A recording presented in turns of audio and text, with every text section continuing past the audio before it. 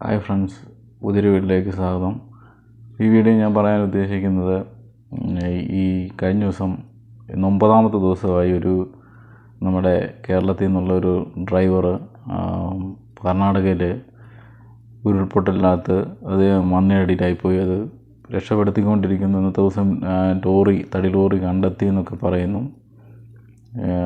അത് കണ്ടെത്തി. അപ്പം നമ്മൾ ചിന്തിക്കുന്നത് ഏറ്റവും വലിയൊരു കാര്യം, അപ്പം കർണാടകയിൽ അങ്ങനൊരു സംഭവം ഉണ്ടായി. അതിൻ്റെ ഏറ്റവും വലിയ രസം, അതിലേക്ക് കടന്നുപോയ പലരും അത് റിപ്പോർട്ട് ചെയ്തിട്ടുണ്ടായിരുന്നു. പലയിടത്തുമായിട്ട് റിപ്പോർട്ട് ചെയ്തിട്ടുണ്ടെന്ന് പറഞ്ഞാൽ അവിടെ അങ്ങനെ ഒരു സംഭവം ഉണ്ടാകും, അത് ഉരുൾപൊട്ടിയിരിക്കുകയാണ്, വഴി മോശമാണെന്നും പറഞ്ഞ് ഇതിനു മുമ്പും മഴക്കെടുതികളൊക്കെ ഉണ്ടാകുമ്പോൾ സമയത്തും വർഷങ്ങളായിട്ട് അത് ഇടിഞ്ഞ പോലെയും ഒക്കെ ഇരിക്കുന്ന ഒരു സ്ഥലമാണ്. അതായത് ഇവിടെ ഭയങ്കര അപകടം ഉണ്ടാകുന്ന ഒരു അപകട മേഖലയായിട്ട് നമ്മൾ നേരത്തെ മുതലേ അവിടെ അറിയപ്പെടുന്ന സ്ഥലമാണ്. മണ്ണിടിച്ചിലുണ്ടാകാനുള്ള സാധ്യതയുള്ള സ്ഥലങ്ങളായിരുന്നു. അപ്പം നമ്മളിത് മനസ്സിലാക്കേണ്ട കാര്യം, നമ്മുടെ കേരളത്തിൽ ഇതുപോലൊരു മണ്ണിടിച്ചിലല്ല വലിയൊരു സംഭവം ഉണ്ടാകുന്നൊരു ഉണ്ട്. അത് വേറൊന്നുമല്ല, മുല്ലപ്പെരിയാർ അണക്കെട്ട്. നമുക്കറിയാം, മുല്ലപ്പെരിയാർ അണക്കെട്ട് വർഷങ്ങൾക്ക് മുമ്പ്, അതായത് ബ്രിട്ടീഷുകാരുടെ കാലത്ത് പണിത സംഭവമാണ്. അതിപ്പോഴും നിലനിൽക്കുന്നു എന്ന് പറഞ്ഞാൽ അത്ഭുതമാണ്. കാരണം അന്നത്തെ കൺസ്ട്രക്ഷൻ വർക്കിൻ്റെയൊക്കെ മേൽമ കൊണ്ടാണ് ഇപ്പോഴും അത് നിലനിൽക്കുന്നത്. ഇപ്പം നമ്മുടെ കോൺട്രാക്ടർ പല പാലം പോലും കുറച്ച് കഴിയുമ്പോഴത്തേനും 1 വർഷം 2 വർഷം പോലും നിൽക്കത്തില്ല. പാലം അന്നേരം തന്നെ ഇടിഞ്ഞ് അടുത്ത പാലം പണിയുടെ കോൺട്രാക്ടർ വെക്കും, അടുത്ത പണി തുടങ്ങും. ഇപ്പോൾ ഈ മുല്ലപ്പെരിയാറൊക്കെ എന്ന് പറഞ്ഞാൽ വർഷങ്ങൾക്ക് മുമ്പ് ബ്രിട്ടീഷുകാരുടെ അധീനതയിൽ ആ സമയത്ത് വളരെ സംഭവമാണ്. പക്ഷേ ഇപ്പോൾ അതിന് എന്തൊക്കെയോ ക്ഷതം സംഭവിച്ചിട്ടുണ്ട്. അതിന് ഡാമേജ് ഉണ്ടായിക്കഴിഞ്ഞാൽ, അതിന് വെള്ളം ലീക്കായി കഴിഞ്ഞാൽ അത് പല ജില്ലകളിലും വെള്ളത്തിനടിയിലായി പോകുന്ന ഒരുപാട് മുന്നറിയിപ്പ് വർഷങ്ങളായിട്ട്, എനിക്ക് തോന്നുന്നൊരു 10-15 വർഷം 10 വർഷത്തിൽ കൂടുതലായെന്ന് തോന്നുന്നു മുല്ലപ്പെരിയാർ അണക്കെട്ടിനെ കുറിച്ച് വാർത്തകളിലും. എന്തിനേറെ അവിടെ പോയി ഇത് കമ്മീഷൻ വെച്ച് അന്വേഷണം നടത്തുകയും ഒക്കെ ചെയ്തു. പക്ഷേ അതിൻ്റെ ഫിറ്റിനെ കുറിച്ച് അതിനെ ആശങ്കയുണർത്തുന്നു, കേരളത്തിന് ആശങ്കയുണർത്തുന്നു എന്നൊക്കെ പറഞ്ഞ് ഭയങ്കര സംഭവമൊക്കെ നടന്നു. പക്ഷേങ്കിൽ ഇതുവരെ അതിനെക്കുറിച്ച് ഒരു തീരുമാനം ഉണ്ടായിട്ടില്ല. എന്തുവാണെന്നറിയത്തില്ല. അതിനെക്കുറിച്ച് ഒരു തീരുമാനം ഇതുവരെ എൻ്റെ കണ്ണിൽ പെട്ടിട്ടില്ല. ഇനി അഥവാ ഉണ്ടോയെന്നും അറിയത്തില്ല. ഇതുവരെ മുല്ലപ്പെരിയാർ അണക്കെട്ടിൻ്റെ ഒരു കാര്യത്തെക്കുറിച്ചും, അത് വാർത്തയിലൊക്കെ ഒരുപാടടുത്ത് പറയുന്നുണ്ട്. വാർത്തയെന്ന് പറഞ്ഞാൽ നമ്മുടെ അറിയാം, ഒട്ടുമിക്ക വാർത്താ ചാനലും കഴിഞ്ഞ കുറേ വർഷം മുമ്പ് ഇടയ്ക്കിടയ്ക്ക് ഇങ്ങനെ റിപ്പോർട്ട് ചെയ്യുന്നുണ്ട് പലയിടത്തും. മുല്ലപ്പെരിയാർ അണക്കെട്ടിൻ്റെ ഒരു സുപ്രഭാതത്തിൽ വലിയൊരു ഇതുപോലെ ഹൈപ്പ് പോലെ വാർത്തകൾ വന്നുകൊണ്ടിരുന്നതാണ്. ഇപ്പം അതൊക്കെ മങ്ങി, അതിനെക്കുറിച്ചൊരു വാർത്തയുമില്ല, ഒന്നുമില്ല. സംഭവം എന്നാന്ന് ചോദിച്ചാൽ എന്തോ അതേപ്പറ്റി ഒന്നും പറയുന്നില്ല. ആ സംഭവം അതിപ്പോഴും നമ്മൾ ആരണ്ട് പറഞ്ഞ പോലെ കരുത്തെ കത്തി വെച്ചുകൊണ്ടിരിക്കുന്നെന്ന് പറഞ്ഞല്ല നമ്മുടെ കേരളത്തിലുള്ളവർ ജീവിക്കുന്നത്. ഇവരൊക്കെ കെട്ടിപ്പടുത്ത ഇതെല്ലാം ഒറ്റയടിക്ക് വെള്ളത്തിനടിയിൽ പോകുന്ന വലിയൊരു സംഭവം അവിടെ നടക്കാൻ പോകുന്നു. നമുക്കറിയാം, എറണാകുളം ഉൾപ്പെടുന്ന ജില്ലകൾ വെള്ളത്തിനടിയിലായി പോകുന്നതാണ് പറയപ്പെടുന്ന.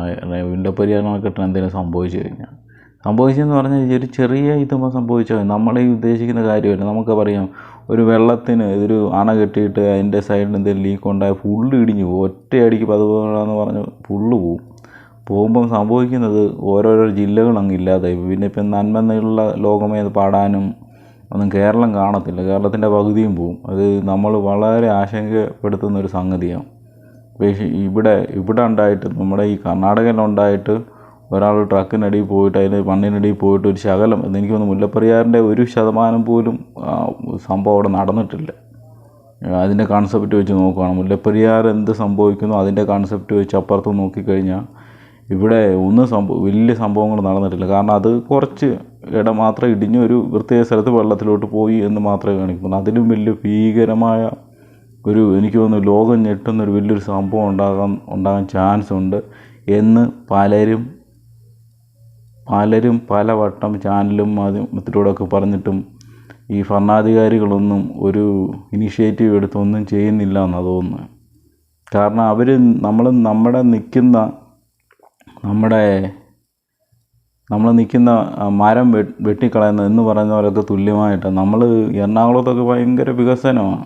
റോഡ് പണിയുന്നു, അത് പണിയുന്നു, ഇത് പണിയുന്നു, എല്ലാം ഒറ്റയടിക്ക് ഇപ്പം പോകുന്ന പോലെ അവിടുത്തെ കാര്യങ്ങൾ. കാരണം വെള്ളം കൂടുതൽ, ഇതൊക്കെ ഓരോരുത്തർ പഠനം നടത്തി പറയുന്നത്. നമ്മൾ ഒരു പക്ഷേ മുല്ലപ്പെരിയാറായിട്ട് നമ്മൾ കണ്ടിട്ട് പോലും കാണത്തില്ല അവിടെയൊക്കെ ഇരുന്ന് പറയുന്നവർ.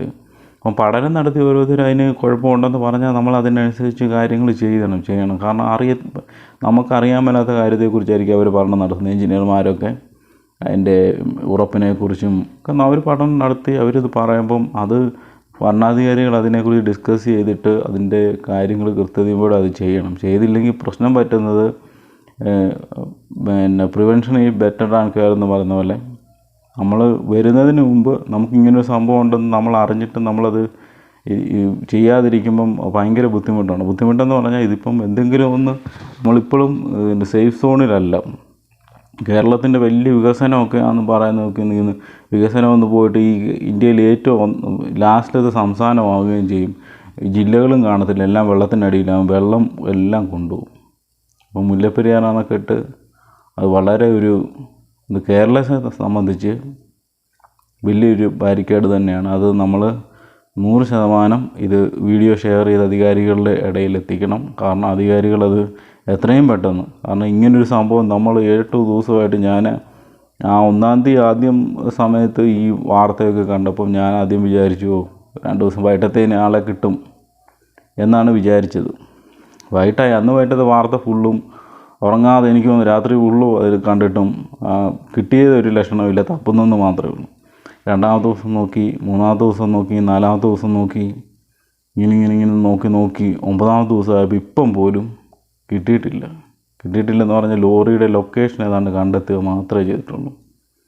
അപ്പോൾ ഇത് വളരെ ഗൗരവമേറിയ ഒരു കാര്യമാണ് മുല്ലപ്പെരിയാർ അണക്കെട്ടിൻ്റെ കാര്യം കേരളത്തെ സംബന്ധിച്ച്.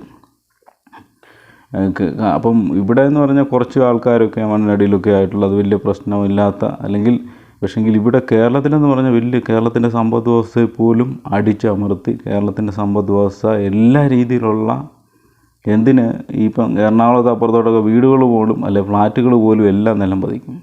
വലിയൊരു സംഭവമാണ് അത്. നമ്മൾ കേരളത്തിൻ്റെ മാപ്പും അല്ലെങ്കിൽ ഇന്ത്യയുടെ മാപ്പ് എടുത്ത് നോക്കി മുല്ലപ്പെരിയാർ അണക്കെട്ട് എവിടാന്നും അതിൻ്റെ സ്ലോപ്പ് എന്താണെന്നൊക്കെ നമുക്ക് കറക്റ്റ് മനസ്സിലാക്കാൻ പറ്റും. നെറ്റിലൊക്കെ കിട്ടും. നമ്മളത് നോക്കിക്കഴിഞ്ഞാൽ നമുക്ക് മനസ്സിലാക്കാൻ പറ്റും. ഇപ്പം 100% നമ്മൾ ചെയ്യേണ്ട ഒരു കാര്യം കേരളത്തിലെ ജനത ഒറ്റക്കെട്ടോടെ ഭരണാധികാരിയുടെ അടുത്ത് ഇത് അവതരിപ്പിച്ചിട്ടുണ്ട്. പക്ഷേ അവരെ അവർക്കും ബോധ്യമുണ്ട്. പക്ഷേ എന്തുകൊണ്ടോ എന്തോ ഇത് മങ്ങിക്കിടക്കുന്നു. ഇതിനെപ്പറ്റി ഇത് നടക്കുന്നില്ല. എത്രയും പെട്ടെന്ന് ഈ കാര്യങ്ങൾ, കാരണം ഒരു ജീവൻ മാത്രമല്ല, അപ്പം 1-2 ജീവനുകൾ മാത്രമല്ല, എനിക്ക് തോന്നുന്നു കേരളത്തിന് 2.5 കോടി 1.5 കോടി മനുഷ്യരുടെ ചിലപ്പം 2 കോടി ജനങ്ങളും ചിലപ്പം ഇതിലൂടെ അപ്രത്യക്ഷമാകും.